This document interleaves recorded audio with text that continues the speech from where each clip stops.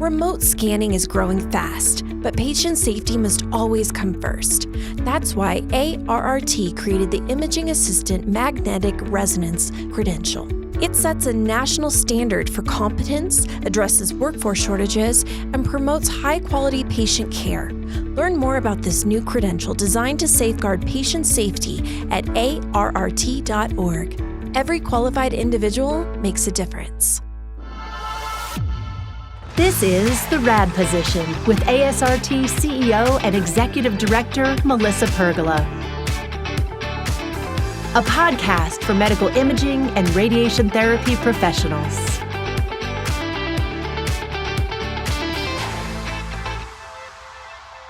Hey there, and welcome back to the RAD Position podcast. I'm your host, ASRT CEO Melissa Pergola. And I am her podcast partner, Ray Arambula. Yeah, and today we are doing an episode called Friends of the Profession. Pretty exciting, huh? Yeah, this is like a double feature. I should have brought my popcorn and candy. It's exciting. It is. And our first guest is really, really cool. She's done some absolutely amazing things. And so I would like to introduce Chaundria Singleton. Hello, you guys. Thank you so much for having me. And I'm excited to be on the podcast. Oh, we are excited to have you. So, Chaundria, I'm going to start with a little bit of an introduction for our listeners and viewers. Chaundria Singleton is a nationally recognized radiologic technologist, educator, and content creator with 20 years in medical imaging.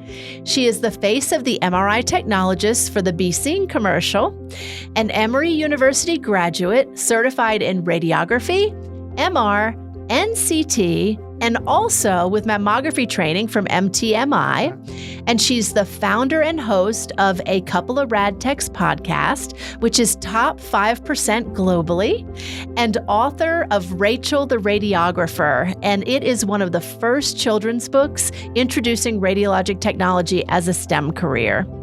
Her career spans clinical practice, MR education, management, and entrepreneurship, mentoring hundreds of technologists and amplifying the profession's visibility.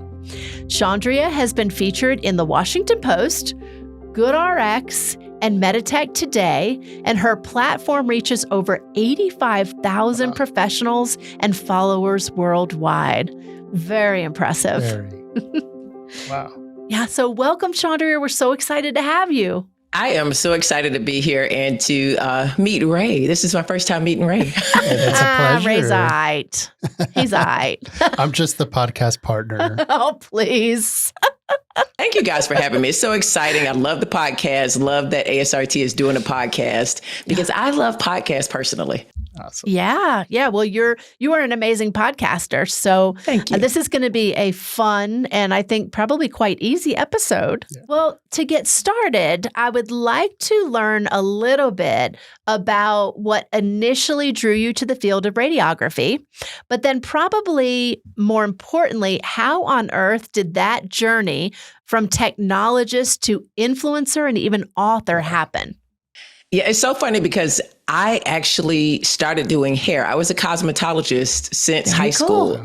I had my own hair salon since high school. My mother saw the potential in me as a businesswoman. I'm the kind of mother that tells her kids, and I think she actually believes that we could do anything. And she convinces us of that. So, but she's very supportive, and I'm just grateful for a mother like that. And she wanted her children to have stability and a way to take care of themselves. Even though I was doing fine, she just felt like having a healthcare degree would help. And when I finally, I wound up getting sick, I got ill and I could no longer take the fumes of the cosmetology profession. And thank goodness I was taking all those college courses throughout the time. I never stopped going to school because I knew I wanted to get a degree in something. I just didn't know what. And I decided to go to my counselor at the college I was taking the courses at and say, what else is there besides nursing? And she said, well, there's something called radiologic technology. I never heard of it. Had no clue. She said, they take x-rays. I said, oh, I could do that. Well, we had a shadow and I realized this was something that I used to get done as a kid, but I thought they were nurses. Who knew they were radiologic technologists? And when I shadowed, I said, oh, I can do this. I know exactly who you guys are. And I just was so excited. I was starting a program. I got accepted. I was working at night at another job, and I was still living on my own. I don't know how I thought I was going to work full time at night and go to school full time, but I was going to do it. Well, I really hadn't recovered from the respiratory illness that I had, and I wound up getting a relapse and got really sick. Oh my. And thank goodness I have that wonderful mother. And she was like, come on back home, honey, and get yourself together, and then you could continue. Turns out I waited that year. But in that year, it allowed my body to rest. But this is what I tell people when I make content. If you if you don't get accepted into a program, it's not the end of the world. And then the other thing that I tell people on the other side is don't think that being on a wait list is a bad thing, because the spot that I gave up opened up for somebody else. Yeah. Right. Right. So you never know how things work out. Fortunately, it worked out for me that I used that year to get healthy. I applied to 4 schools in my area that were reasonably close. And that was my introduction into radiology. But I got in, figured out how to pay for it, and I'm here today. Yeah. So from there, I was actually doing content when the world changed in 2019, 2020. And I was all about health and wellness. And I said, wow, this is an actual business. But I picked up on it because I felt like I had something to say. But I wound up getting on a cohort with iHeartRadio, and they suggested that my podcast needed to talk solely about radiology. And my husband said, I've been trying to tell you, just talk about radiology. Nobody is really talking about it.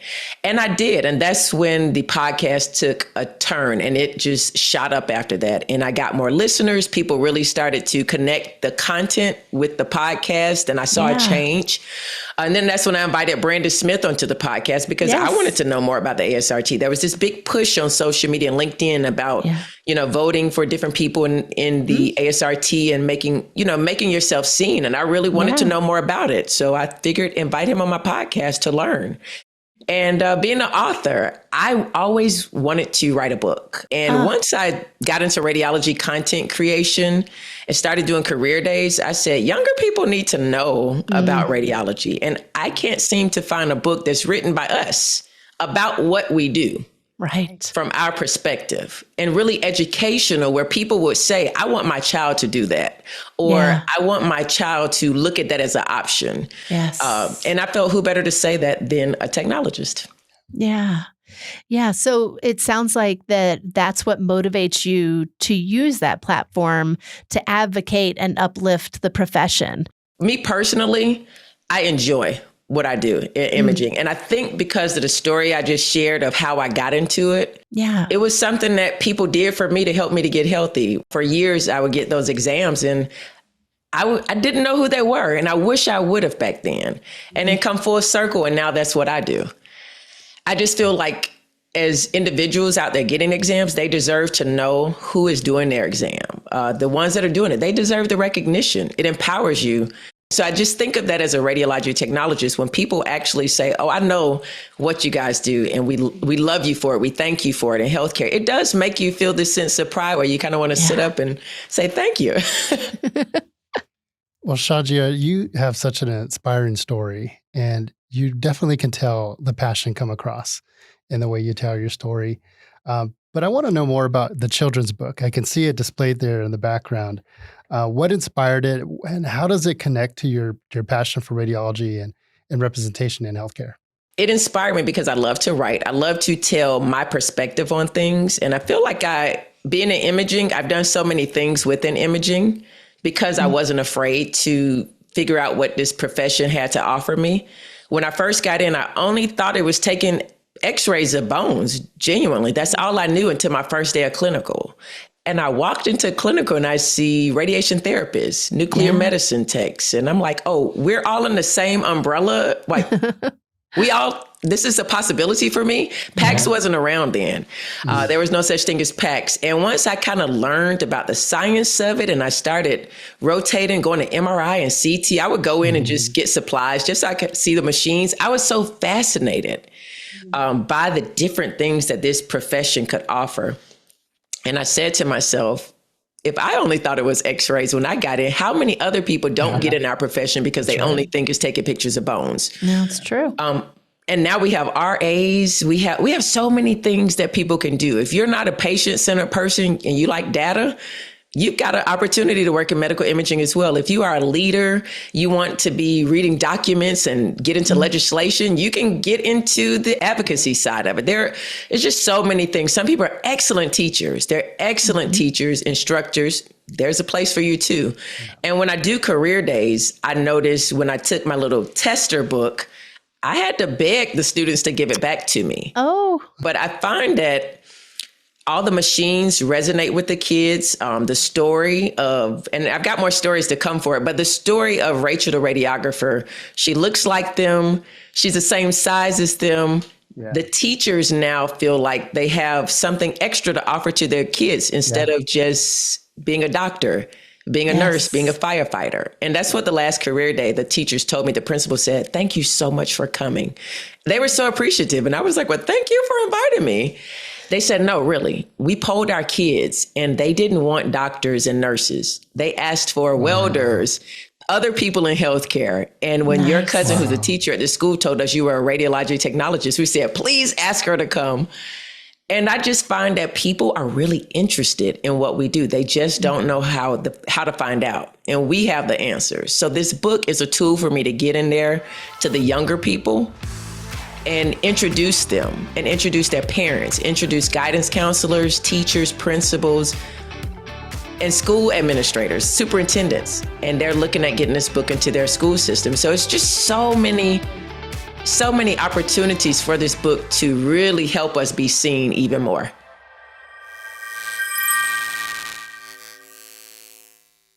We are so excited for this segment of the Friends of the Profession. We are actually going to be speaking with Danny Blair, and he has his own podcast. We're going to have so much fun talking to you about your podcast, and the focus of it, I think, is absolutely brilliant and amazing, and that's interprofessional education, which we've done some work with in the United States and always need to do more work. So before we get started, I am going to go ahead and do a little introduction so our listeners and viewers understand a little bit about your background. Thank you. So Danny Blair entered radiotherapy almost by accident after a teacher suggested he'd make a great radiographer. He trained at the University of Liverpool and began his career at the Clatterbridge Cancer Centre, one of the UK's largest cancer hubs and home to a renowned proton beam therapy service for eye cancer. That's so interesting. Across a varied career, Danny has always found his way back to the treatment floor, his first love, but he's also worked in national service analysis, head and neck and neuro pre-treatment, chemotherapy and radiotherapy trials, advanced practice, and lecturing on the therapeutic radiography and oncology course at Liverpool. About 3 years ago, he moved fully into academia, where he now teaches clinical skills, physics, prostate oncology, and simulation. He has published on student emotional well-being and is currently researching gamification. Cool. Gamification in radiography education. His clinical specialisms include head and neck and prostate oncology. Danny is also a family man with 3 teenagers, bless your heart, a passionate Liverpool FC supporter, and a keen musician. Oh, there we go.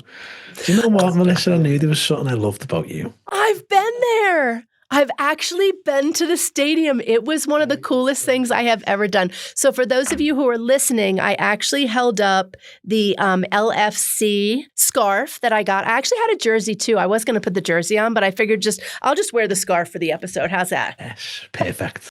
I don't know how 2 people can make someone feel at home over Zoom, over the Atlantic, but you've literally made me feel like I am amongst friends. Thank you so much. That's amazing. So I do want to begin by talking about your podcast. So what is the origin of the podcast? How did the idea come about? We've taught Interprofessional. We call it IPL. I know you guys call it IPA, so we'll probably interchange with those terms. We've taught IPL or IPA since I was an undergraduate here. And it's always been sort of poorly attended. It's always been sort of, there's no assessment. So the students, they're not really, oh, well, do we need to go to this? Do we not need to go to it? It was maybe a bit poorly scheduled. And there was a bit of a revamp. The podcast was part of the revamp. We wanted something as a reference. We wanted something that people could dip in and out of. At the beginning, it was just people who were on courses in our school, at our university. So we're the School of Allied Health Professions and Nursing. We've got nurses, we've got orthoptists, we've got physiotherapists, we've got occupational therapists.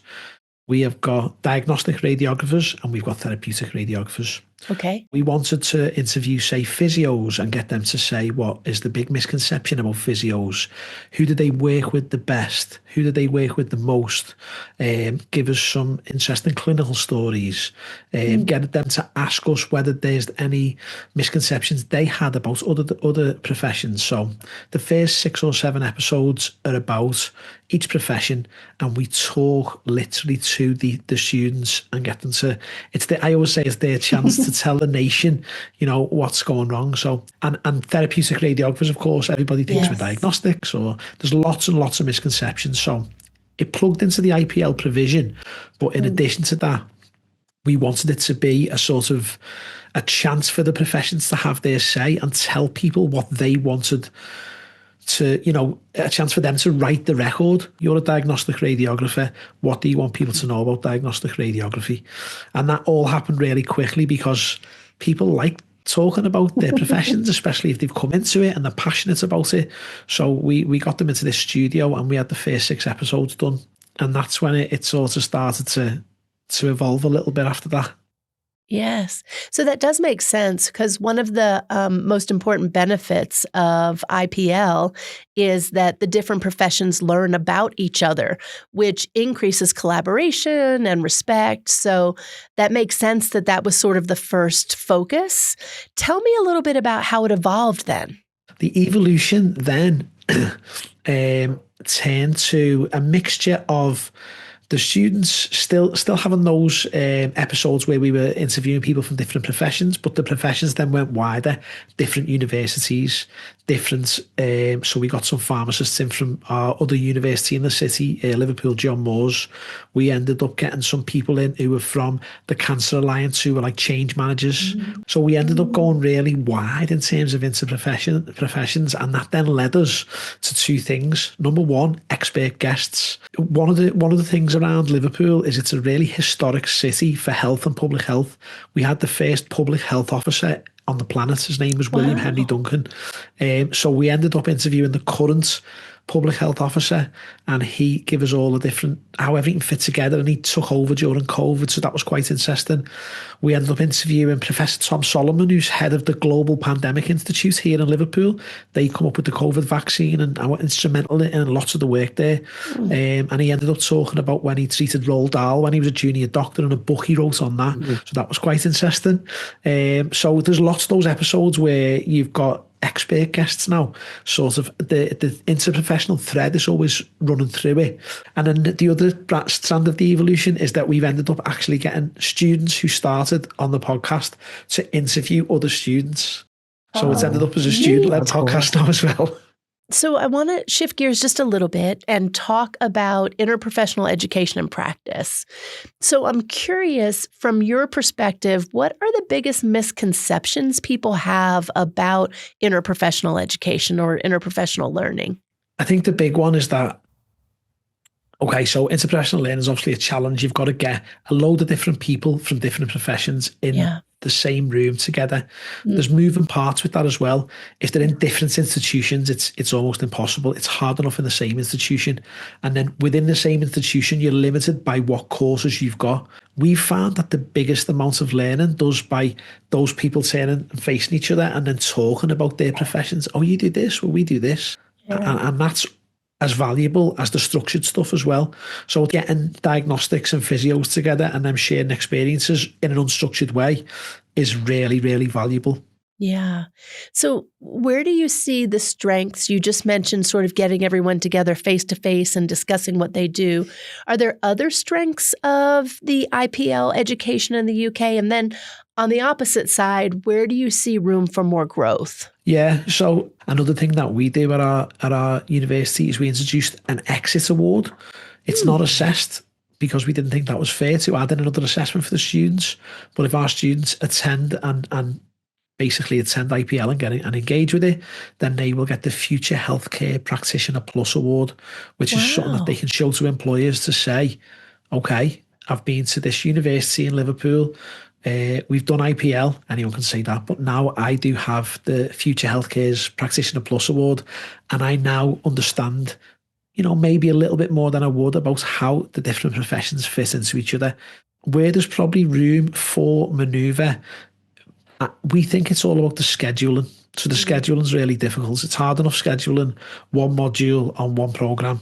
When you try to bring together multiple programs with all the different timetables, so we recognised that, and this year was the first year we did it, is cancel all lectures and all activities for all cohorts for either 1 full day, 2 full days per semester. IPL used to be one session every couple of weeks in the morning, and people were on placements. It was difficult to get around that. So there's a couple of days blocked out where it's just IPL all day for all cohorts. Yes.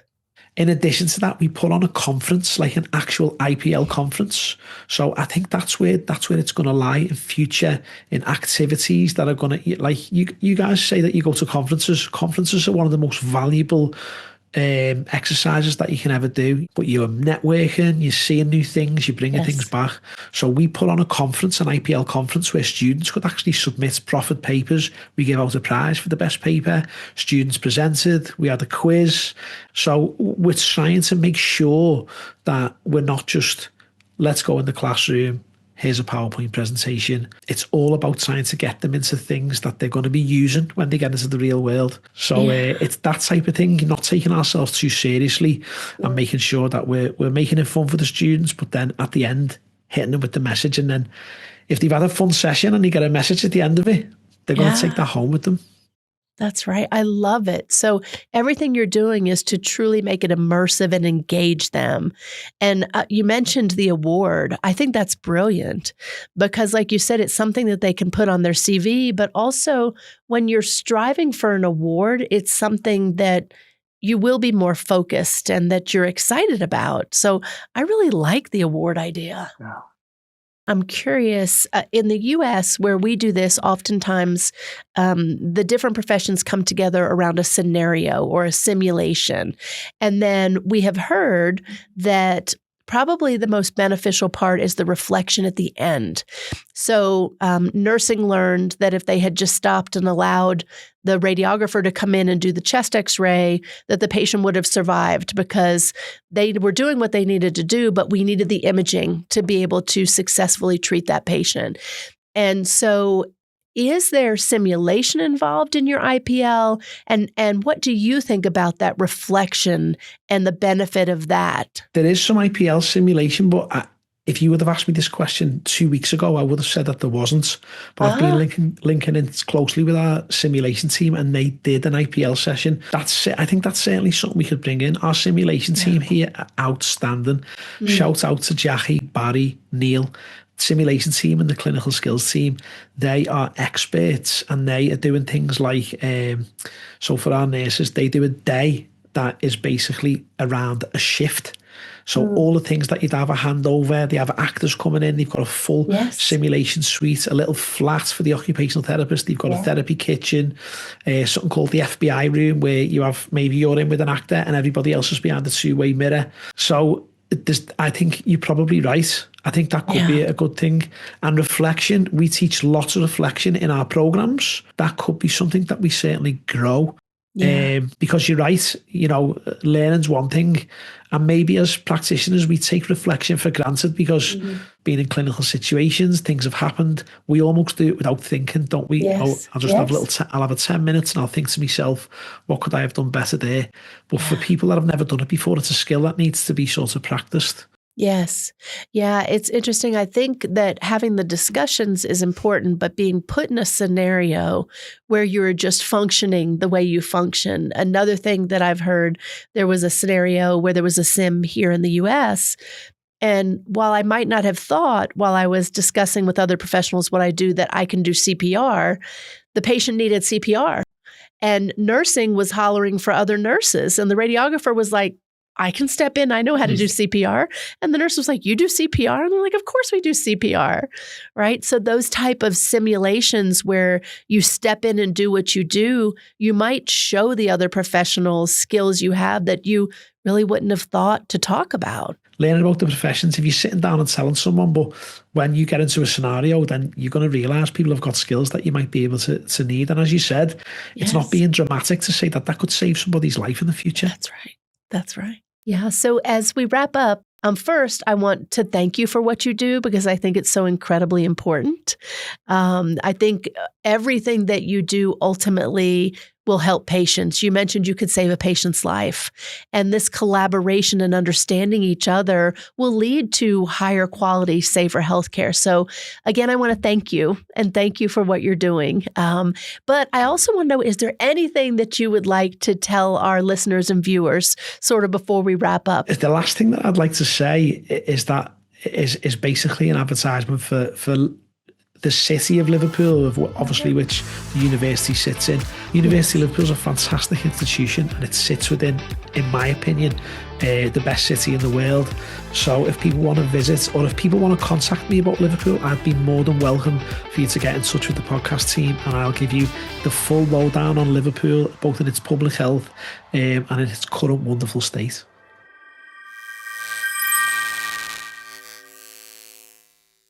So now we have Dr. Sal Martino. Woo!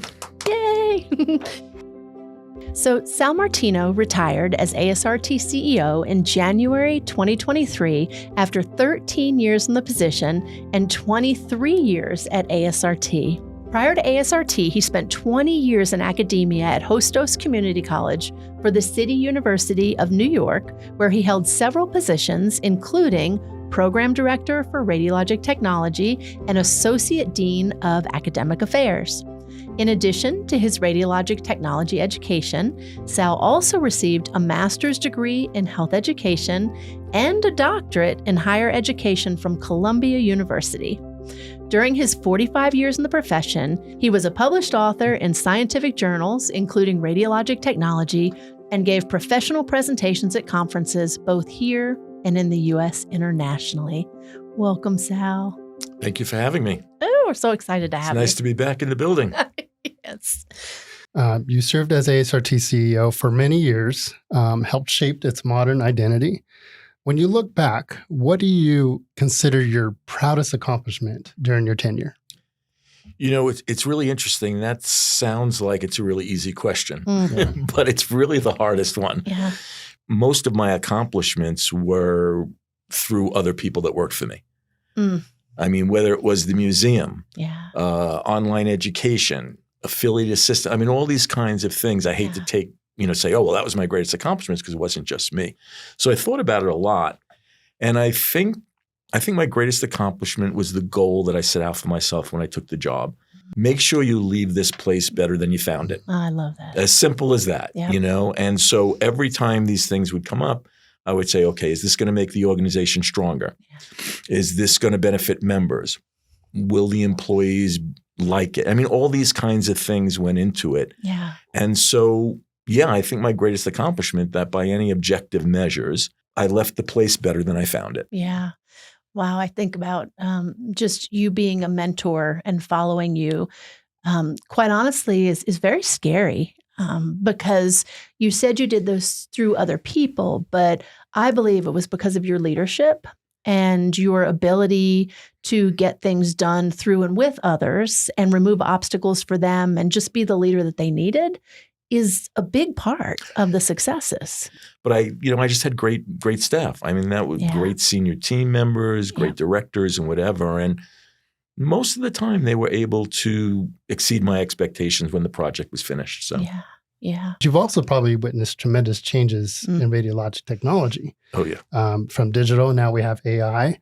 How do you think those shifts have impacted the technologist role today? You know, I listened to your podcast with Dr. Schmetherman. Yeah, Dr. Smotherman. Smotherman. Yeah, she's amazing. Yeah. And, I have to kind of follow up what she said. She was talking about how we just technologists don't work as much as a team as they used to. Yeah. I mean, going back my, beginnings as a radiologic technologist, I mean, everybody was in the same department, working, together and everything else. And you interacted with the radiologists a lot more and a lot of other people. And it's gotten kind of fragmented a little bit more now. And so in a way, I think more and more radiologic technologists are working independently. Right.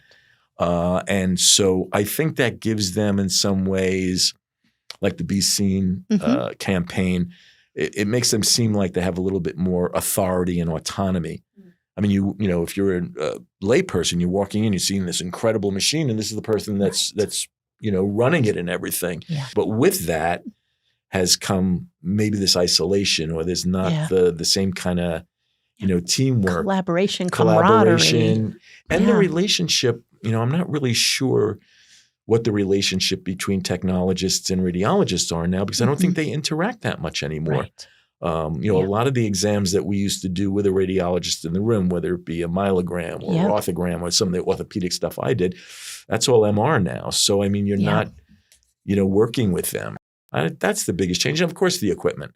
Like everything else, technology, and you probably know this better, technology in some ways is very beneficial, but then there's always going to be some downside. So Sal, the name of this episode is Friends of the Profession. And when we thought about Friends of the Profession, you came to mind immediately, right? Friends almost seems not significant enough. But I'm curious, when you hear that term, what does that make you think about? Who are the true friends of the profession? So those who've helped to advance the field or fight to protect the field. When I think about technologists who we've known, I think the real friends of the profession are people that have served in a volunteer capacity almost their entire career, and are also have very much supported the foundation. Oh, yeah. Somebody like Jan Sisler. Right. I mean, Jan has stayed involved. Jan was a former president. Jan was on the foundation board. Jan is a significant donor. Yes. Those kind of things. Marilyn Sackett, maybe Bob Walker, Leslie Winter. People have just been around for a long time and always willing to give more. Yeah. And I think the foundation's a big part of it, because what the foundation is doing in a lot of ways is making sure that the next generation is prepared. Yes. And that's really important. So. How did your early career experience as a technologist and educator influence your philosophy as a CEO? I think in some ways I probably had the most bizarre career of any technologist in a lot of ways. I started working in a radiology department when I was 16. And so when most of my friends were getting jobs at, fast food and this and that, I was what they called a diener. It's a transporter. Okay. But that's what they called it like 40 years ago. Some people still remember that term. So I was transporting patients. Yeah. And then I went to college and I worked in the darkroom. I got promoted from a transporter to the darkroom. And I did all that through college. Yeah. Graduated with a bachelor's degree in 1973, largest graduating class ever. Nobody could get a job. Wow. And so a friend of mine said, we're going to go to x-ray school. But so it was very different. And then I went to New York Hospital, Cornell.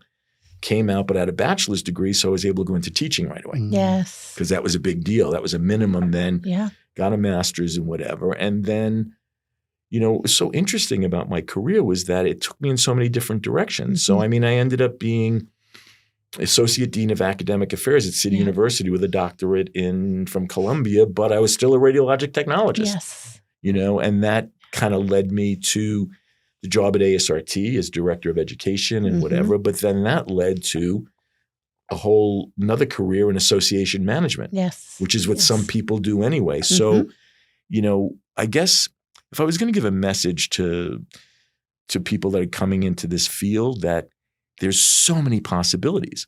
And you never know where you're going to end up. Look at you. You did clinical, you did education, you did corporate, you did management. And now this. It's, there aren't a lot of other careers that have those many prongs to it. Yeah. ASRT Foundation established a scholarship in your name and honor the contributions that you made to the profession. Can you tell us a little bit about that scholarship and what it means to you and what it means to your legacy in helping support the next generation of technologists? I think what I like about the scholarship is for those people that have leadership potential, but there is going to be significant financial barriers for them to achieve that potential.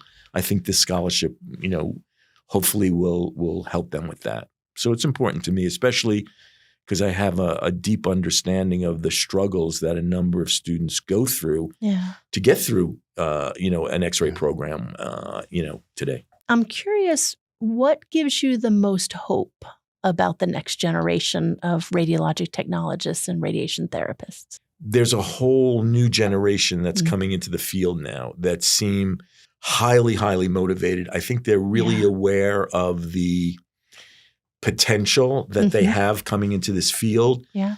So I was really the motivation in those students and, also the confidence. They have a lot of self-confidence. Yeah.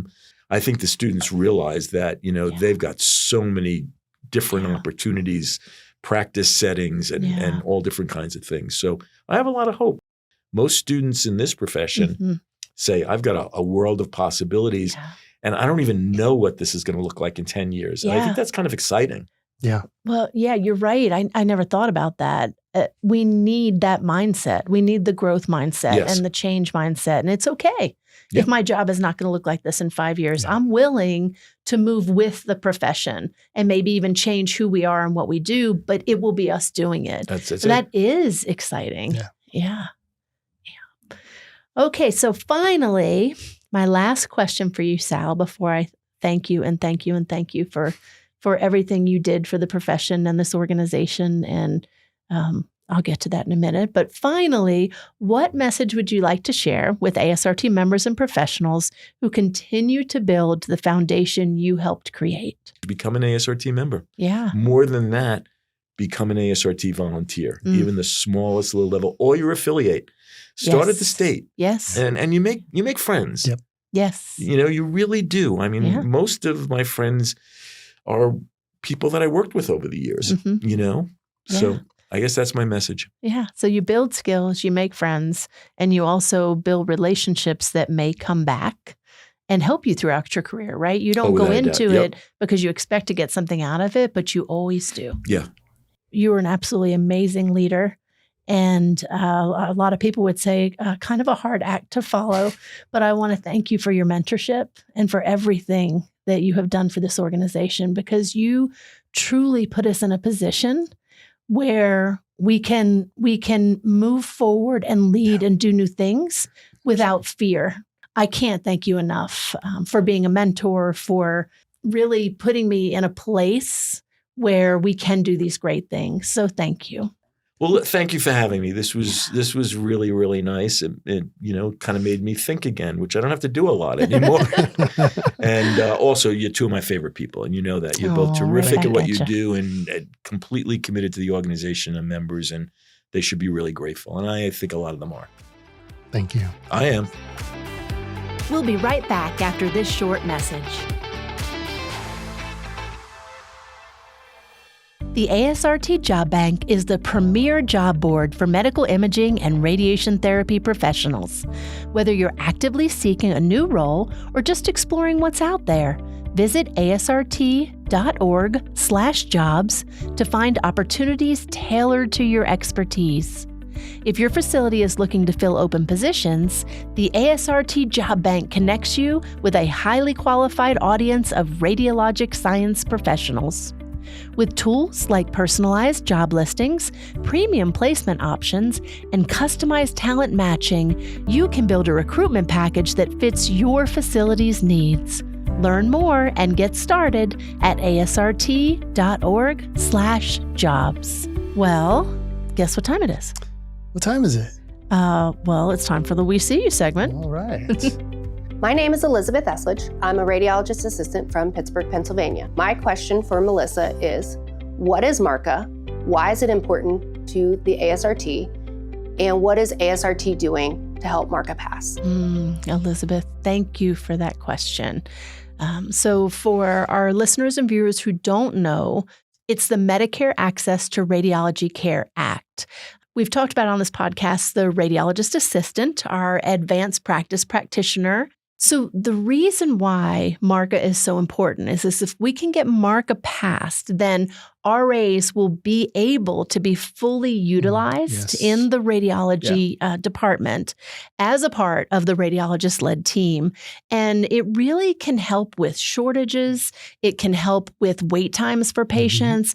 It can increase the quality and safety of patient care. So it's important for our profession and for our radiographers to have the ability to have an advanced practice, but it's also incredibly important for our radiology departments, our radiologists, and for patients.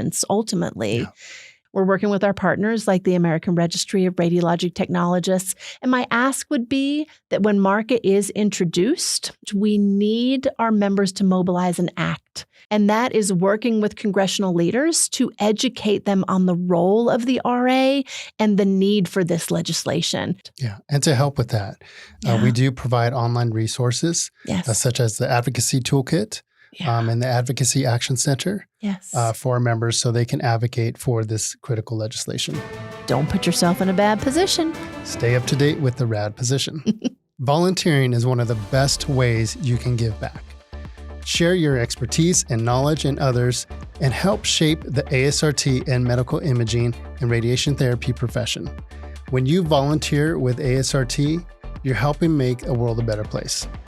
ASRT volunteers are members or non-members who contribute their time, their expertise, and funds to the ASRT. ASRT Foundation and the ASRT PAC to support their missions. Visit asrt.org/volunteers to see current ASRT volunteer opportunities and learn how to apply. Well, thank you everyone for listening and watching, and don't forget to subscribe. Yes, or you can write in at radposition@asrt.org and fill out the form at asrt.org/radposition. Yeah. So to all our medical imaging and radiation therapy professionals, be seen and stay rad.